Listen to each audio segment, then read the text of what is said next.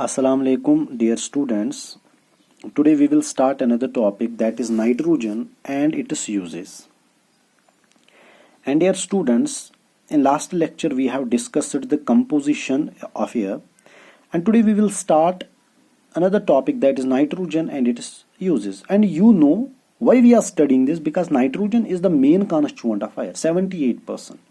First of all, I will tell you the nitrogen has symbol nitro N, and usually it acts in molecular form.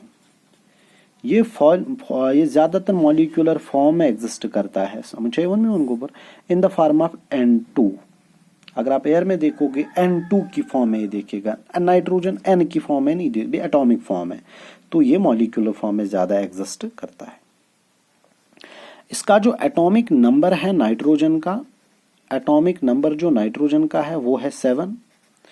तो this means इसके पहले shell में 2 electron है और दूसरे shell में 5 electron है. 5 और 2 7. समझ आ रहा है जिगर में?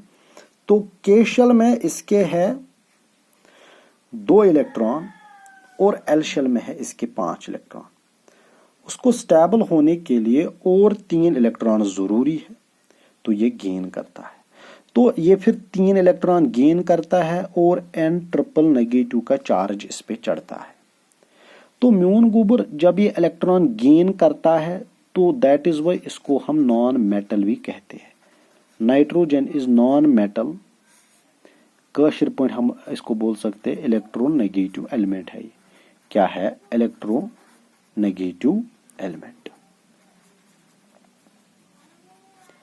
कोई कहेगा ये नॉन मेटल क्यों है? नॉन मेटल उस एलिमेंट को कहते हैं which has a tendency to gain electrons.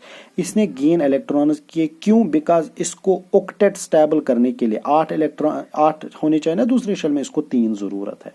तो इसने 3 जब गेन किए तो N ट्रिपल नेगेटिव का चार्ज, बिकॉज जब कोई गेन इलेक्ट्रॉन करता है तो नेगेटिव चार्ज चढ़ता है. समझ है वन में उनको? एटॉमिक नंबर क्या है? 7, 2 and 5. First shell will contain 2 electron, second shell will contain 5 electron. तो it is a non metal electronegative element. जिगर में समझ आया? फिर इसके बाद आते हैं, it is the most abundant gas in the atmosphere. Nitrogen is the most abundant gas in the atmosphere. Gas in the atmosphere. कितना डियर स्टूडेंट? 78% होता है ये. हाँ, लाइट भी आ गई. क्या मैंने कहा? नाइट्रोजन ऐसे सिंबल इसकी N है, मॉलिक्यूलर फॉर्म में एग्जिस्ट करता है N2, एटॉमिक नंबर है 7, first contain 2, second will 3. This means has needs of 3 electrons to follow octet rule. N triple negative. तो it is a non metal. ये non metal है. It is an electronegative element. Electronegative ही non metal होता है. तो ये most abundant gas in the atmosphere है. और म्यून गोबर, it is colourless and odourless gas. It is colourless and odourless gas. मतलब इसका कोई कलर है ही नहीं, ना ही कोई स्मेल है. ऑर्डर बोलते हैं हम स्मेल को. तो ये ना इसकी स्मेल है ना कोई कलर है इसका. किसका? नाइट्रोजन. जिगर में समझ चाहिए वन. शाबाश में. अब हम स्टडी करेंगे इसकी यूजेस. क्या करेंगे? यूजेस. शाबाश. नाइट्रोजन की यूजेस स्टडी करेंगे. पहला इंपॉर्टेंट यूज जो है इसका, it is used in packing. It is used in packing of food items. Packing of food. It is used in packing of food items, as it is non-reactive. As it is non-reactive and non-toxic. जिगर म्यून जो uses है इसके, it is used in packing of food items. As it is food items like chips packets ना आसन, less होते हैं, तुरतुरे होते हैं ना, कुरकुरे जिनको बोलते हैं, मैड बहुत सारे होते हैं ना लेस. यहाँ को इनमें हम नाइट्रोजन भरते हैं. क्या भरते हैं? नाइट्रोजन। क्यों? बिकॉज वहां पे ये एक्ट करेगा एज एंटीऑक्सीडेंट। क्या करेगा? Act antioxidant.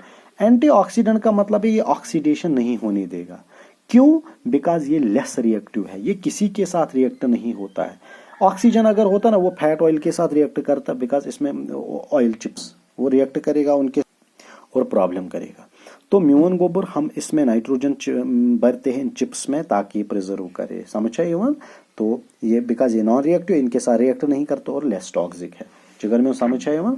तो दूसरा वाला जो यूज है इसका कशर पे हेकू तुम Vanit, it is inert. Inert तो पूरा नहीं है, थोड़ा सा रिएक्ट करता है। समझ आई वन? बेशु ये काम कर नाइट्रोजन गैस ये बरन कत मज ऑक्सीजन, अच्छी ऑक्सीजन दिवन रिएक्ट करना, इसको रिमूव कर देता है वहां से। समझ आई वन? और इसके बाद इसकी बहुत सारी यूजेस, और भी बहुत सारी यूजेस है। It is used to manufacture ammonia.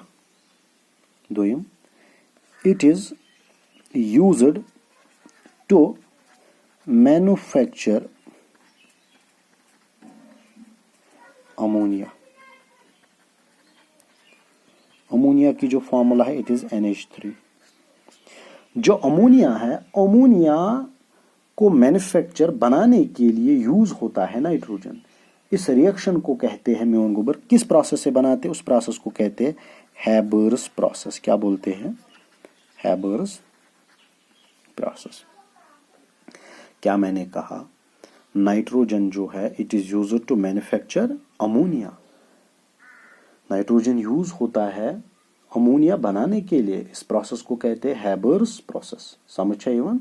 हाँ, पाछ होते पता जो अमोनिया होता है, अमोनिया छु यूज गसन to manufacture fertilisers. Ammonia is used to manufacture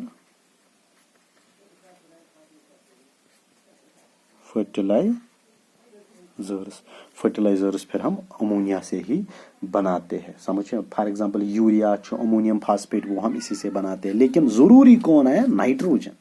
इस प्रोसेस को देखो कैसे बनाते हैं। N2 plus H2 gives NH3। ये ना तो ये gives रिवर्सिबल रिएक्शन है। N2 इसको ट्वाइस, सॉरी इसको थ्राइस, ट्वाइस नहीं सॉरी ट्वाइस, एंड ये बैलेंस में कर रहा हूँ। एंड नाइट्रोजन को हाइड्रोजन के साथ रिएक्ट कराते हैं, वहां पे NH3 बनता है अमोनिया। तो नाइट्रोजन है ना यहाँ पे जरूरी है अमोनिया बनाने के लिए, तो इसको बोलते हैं हैबरस प्रोसेस। और ये अमोनिया हमें यूज होता है फर्टिलाइजर बनाने के लिए। तीसरा यूज जो इसका है, किसका? नाइट्रोजन का। It is used to manufacture it is used in the manufacturing of explosives, used in manufacture of explosives। हो एक्सप्लोजिव चुनो यम एक्सप्लोजिव को which are very harmful. For example bomb, atom bomb हम बोलते हैं ना इट्स एक्सप्लोजिव, ये dangerous होते हैं। ऐसे औजार बनाने के लिए फॉर एग्जांपल TNT बनाते हैं, इसको TNT बोलते हैं, tri nitro TOLUE toluene, trinitrotoluene बनाते हैं इससे। गन पाउडर बनाते हैं इससे, गन पाउडर बनाने में मदद करता है। एंड डायनामाइट्स हो ID ब्लास्ट सुनो, या गन पाउडर जो आग देता है, इनका शहीद मुजाहिदन करन, तो मैं उनको वहां पे गन पाउडर फेंकते हैं जो कैश फायर करता है।